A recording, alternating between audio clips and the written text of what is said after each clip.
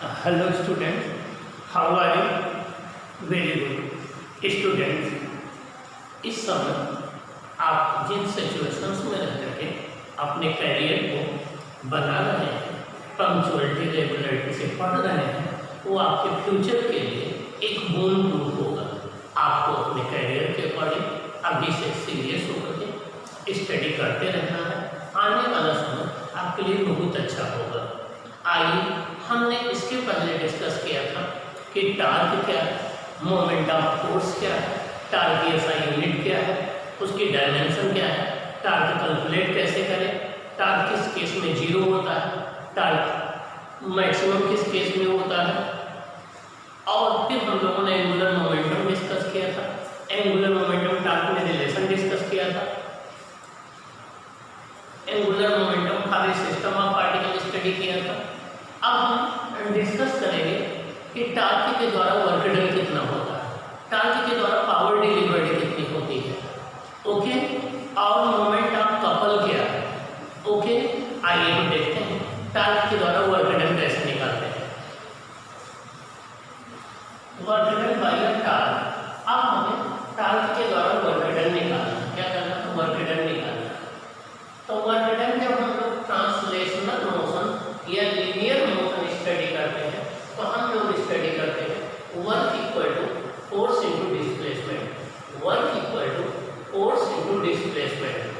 लेकिन यहाँ पर अब फोर्स का जो रोल वहाँ पर होता है, यहाँ जो टार्क कहा जाता है, वहाँ पर जो लीनियर डिस्प्लेसमेंट होता है, यहाँ एंगुलर डिस्प्लेसमेंट आ जाता है।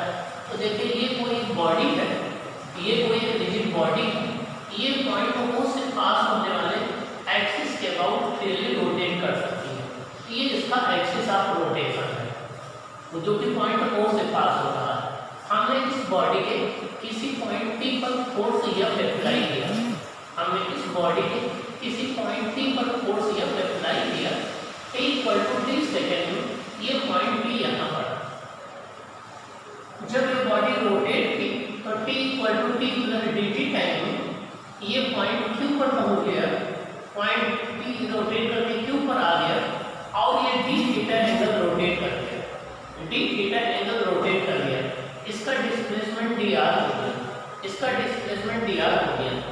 P पॉइंट का पोजीशन वेक्टर r, Q का r प्लस dr है, डिस्प्लेसमेंट dr हो गया। कितने टाइम में? dt टाइम में। dt टाइम में लीनियर डिस्प्लेसमेंट कितना हो गया? dr हो गया। एंगुलर डिस्प्लेसमेंट कितना हो गया? d थीटा हो गया। ये एंगल रोटेटेड कितना हो गया? d theta. लीनियर डिस्प्लेसमेंट कितना हो गया? dr। आइए देखें, एंगल इक्वल टू होता है r upon radius, angle equal to होता है r अपॉन रेडियस। एंगल कितना है? d theta. r कितना है? dr। रेडियस कितनी है? r। तो dr इक्वल टू हो जाएगा r d theta, dr equal to हो जाएगा r d थीटा, जहां dr क्या है? लीनियर डिस्प्लेसमेंट, r क्या है? रेडियस, और d थीटा क्या है? आपका एंगुलर डिस्प्लेसमेंट। आइए देखिए, वर्क डन होता है, work done delta w equal to f dot dr, work done equal to delta w equal to f dot dr। Delta w equal to f into dr की value हम क्या कर सकते हैं? r d थीटा है, r d theta. तो work done delta w हो जाएगा f r d थीटा। लेकिन हमें पता है कि f इनटू r क्या होता है? ये टार्क होता है।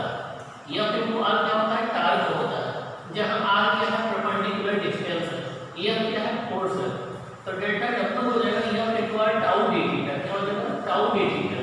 इसका मतलब work done equal to torque into angular displacement, work done equal to torque into angular displacement.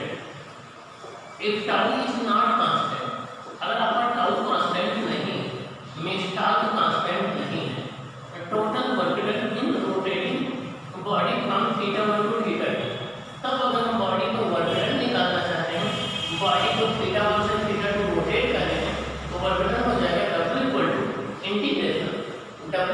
Integration theta 1 हो गई इनिशियल लिमिट जहां बॉडी पहले थी, थीटा 2 हो गई फाइनल लिमिट जहां पर फाइनल बॉडी रोटेट करने पहुंची, टाउ d थीटा। क्या?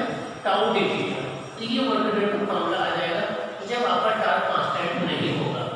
अब हम पावर डिलीवर्ड कैसे निकालेंगे? वर्क डन अभी निकाला हम लोगों ने, डेल्टा w होता है टाउ डेल्टा थीटा। क्या होता है? टाउ डेल्टा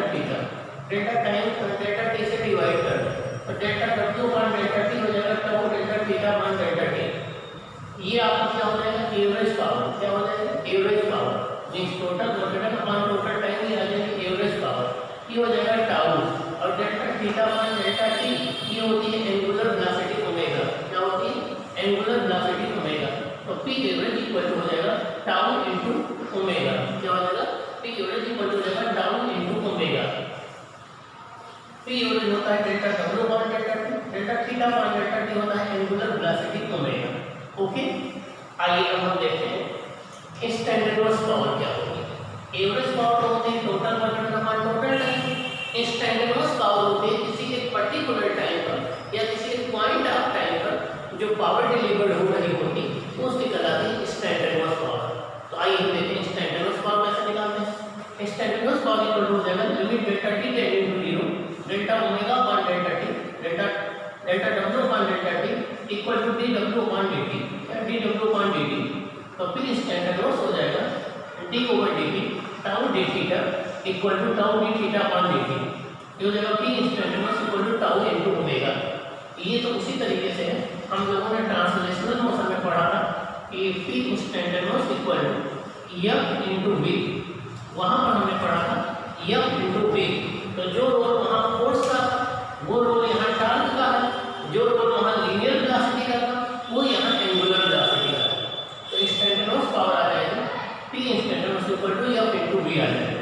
अब power equal to torque into angular velocity, power p equal to torque into angular velocity. अब कपल क्या होता है?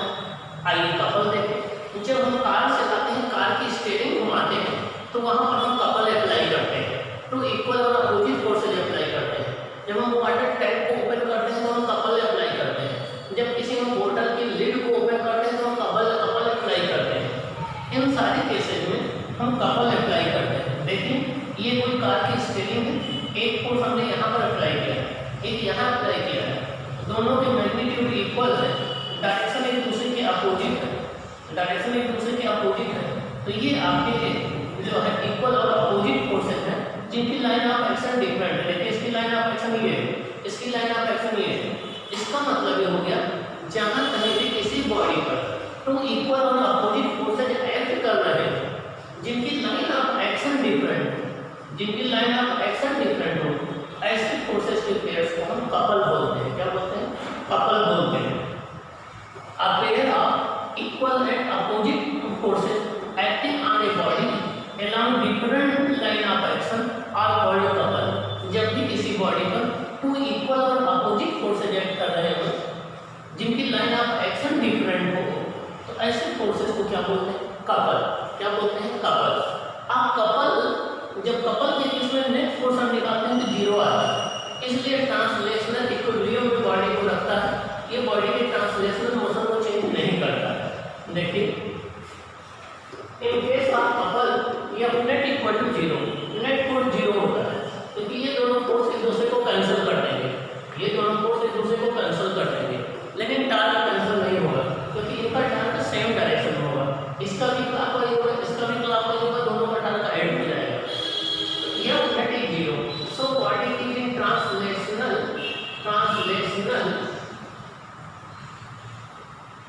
इक्विलिब्रियम मीन जब भी किसी बॉडी पर कपल एक्ट कर रहा हो तो वो बॉडी ट्रांसलेशनल इक्विलिब्रियम में होती है।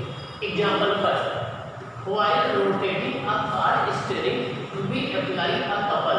जब हम कार की स्टीयरिंग रोटेट करते हैं तो हम कपल अप्लाई करते हैं। While opening water tap we apply a couple. जब हम वाटर टैप को ओपन करते हैं तो हम क्या करते हैं? कपल अप्लाई करते हैं। क्या करते हैं? कपल अप्लाई करते हैं। अब मोमेंट ऑफ कपल क्या होता है, कैसे कैलकुलेट करें? आइए देखिए मोमेंट ऑफ कपल क्या है। Both force on the rod produce torque in the same direction. Means ये दोनों फोर्स एक्ट कर रहे हैं, इसका टार्क होगा क्लॉकवाइज, इसका भी टार्क होगा क्लॉकवाइज। तो दोनों फोर्स के टार्क सेम डायरेक्शन में है, इनके टोटल टार्क ऐड हो जाएंगे। तो मोमेंट ऑफ कपल हो जाएगा tau equal to tau 1 plus tau 2। Tau 1 हो जाएगा F into OA plus F into OB। तो यह कॉमन है तो OA प्लस OB, तो टाउ इक्वल टू हो जाएगा F इनटू T। क्या? F into T। तो मोमेंट ऑफ कपल हो जाएगा magnitude of force into perpendicular distance between the force means moment of couple हो जाएगा magnitude of force means force का मैग्नीट्यूड इनटू दोनों फोर्स के बीच की परपेंडिकुलर डिस्टेंस, इनमें से किसी एक फोर्स का मैग्नीट्यूड और दोनों फोर्स के बीच की परपेंडिकुलर डिस्टेंस, इसको हम कपल आर्म बोलते हैं या लीवर आर्म बोलते हैं या मोमेंट आर्म बोलते हैं। एक और इम्पॉर्टेंट पॉइंट है, यहाँ पर कपल सेम आएगा, वो पॉइंट ओ पर डिपेंड नहीं करेगा। वो पॉइंट चाहे यहाँ ले लें, चाहे यहाँ ले लें, चाहे यहाँ ले लें, चाहे यहाँ ले लें, और ये आपका सेम आएगा। ओके, इसका तो moment of couple does not depend upon the position of the point of rotation. Moment of couple does not depend upon the position of point O about which the body is rotated. Means moment of couple इस बात से नहीं depend करता है कि point O को हम कहाँ ले रहे हैं, किस पॉइंट के अबाउट बॉडी को रोटेट कर रहे हैं, वो सेम आएगा। Okay, a couple can be balanced by an equal and opposite couple। अगर आप चाहते हो कि कोई कपल को बैलेंस करना, हमें उसके इक्वल और अपोजिट एक दूसरा कपल अप्लाई करना पड़ेगा, तब वो बैलेंस होगा। ओके, आइए देखें प्रिंसिपल ऑफ मोमेंट क्या है। प्रिंसिपल ऑफ मोमेंट ये कहता है कि अगर कोई बॉडी, जैसे कि कोई एक मीटर स्केल है, ये कोई एक मीटर स्केल है, इसका फलक्रम या पॉइंट O के अबाउट रोटेट कर सकती है। यहाँ पर एक एंड पर हमने m1 वेट m1 इंटू जी वेट हैंग कर दिया, दूसरे पर m2 इंटू जी हैंग कर दिया। m2 इंटू जी की वजह से जो फोर्स W2 लगेगा, ये इसको क्लॉकवाइज रोटेट करना चाहेगा, और m1 इंटू जी W1 जो लगेगा, ये इसको एंटी क्लॉकवाइज रोटेट करना चाहेगा। अगर ये हॉरिजॉन्टल में है, मींस रोटेशनल इक्विलिब्रियम में है, तो जितना ये क्लॉकवाइज टार्क होगा उतना ही एंटी क्लॉकवाइज टार्क होगा, जिससे नेट टार्क क्या हो जाए, जीरो हो जाए। क्या हो जाए, जीरो हो जाए। तो देखिए, if the scale is horizontal, अगर ये स्केल हॉरिजॉन्टल है, टाउ नेट इक्वल टू क्या हो जाएगा, जीरो। टाउ नेट क्या हो जाएगा, जीरो। इसका मतलब क्लॉकवाइज जितना टार्क होगा उतना ही एंटी क्लॉकवाइज टार्क हो जाएगा। Anti clockwise total torque equal to clockwise total torque. Okay, तो अब देखिए क्लॉकवाइज टार्क होगा इसका m2 इंटू जी का, तो ये हो गया m2 इंटू जी इंटू परपेंडिकुलर डिस्टेंस कितनी है, d2, तो जाएगा w2 इंटू d2।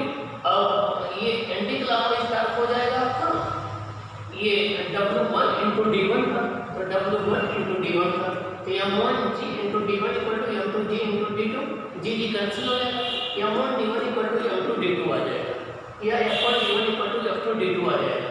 ये आपका प्रिंसिपल ऑफ मोमेंट कहलाता है। तो प्रिंसिपल ऑफ मोमेंट ये कहता है कि जब भी कोई बॉडी रोटेशनल इक्विलिब्रियम में हो, तो जितना क्लॉकवाइज टार्क का सम होता है वही एंटी क्लॉकवाइज टार्क का सम होता है, या सभी टार्क का अलजेब्राइक सम जीरो होता है। A single force applied on a pivoted body alone does not cause rotation of the body. अगर कोई बॉडी पाइवेटेड है, उस पर हम एक सिंगल फोर्स अप्लाई करें तो उसमें कभी रोटेशन नहीं प्रोड्यूस होगा, क्योंकि रोटेशन हमेशा एक पेयर ऑफ फोर्सेस से प्रोड्यूस होता है। Actually the rotation is always produce by a pair of forces. एक पेयर ऑफ फोर्सेस जब एक्ट करते हैं और जिनकी लाइन ऑफ एक्शन डिफरेंट हो, उनसे रोटेशन प्रोड्यूस होता है बॉडी में। In case of hinged body the rotation is due to external force applied and the reaction force provided by the pivoted point. जब भी हम किसी हिंज्ड या पाइवेटेड बॉडी पर एक्सटर्नल फोर्स अप्लाई करते हैं तो हम पर दो फोर्सेज एग्जर्ट होते हैं। एक हमारे द्वारा एक्सटर्नल फोर्स जो हम अप्लाई करते हैं, एक हिंज का रिएक्शन फोर्स अपोजिट डायरेक्शन में हमारे अप्लाई किए गए फोर्स के। तो ये दोनों मिल करके एक कपल फॉर्म करते हैं। The force of reaction at the point pivot is equal in magnitude but opposite in the direction to the applied force. जो रिएक्शन फोर्स पाइवेट पॉइंट पर प्रोड्यूस होता है उसका मैग्नीट्यूड अप्लाइड फोर्स के equal होता है, लेकिन डायरेक्शन अपोजिट होती है। The moment of force of reaction is zero since it passes through the pivoted point. अब अगर हम हिंज्ड पॉइंट या पाइवेटेड पॉइंट पर रिएक्शन फोर्स का टार्क निकालेंगे तो जीरो आएगा, क्योंकि वो पाइवेटेड पॉइंट से पास होगा और उसकी रोटेशन एक्सिस से डिस्टेंस जीरो होगी। तो जब भी कोई पॉइंट पाइवेटेड पॉइंट से या हिंज पॉइंट से पास होता है तो उसके लिए डी जीरो हो जाता है, उसका टार्क जीरो होता है। तो रिएक्शन फोर्स जो पाइवेटेड पॉइंट पर प्रोड्यूस होगा उसका अपना कोई टार्क नहीं होगा, क्योंकि वो उसी पॉइंट से पास होगा जिस पॉइंट के बाद बॉडी रोटेट करना चाहती है। तो उसके लिए लीवर आर्म जीरो होगी। ओके।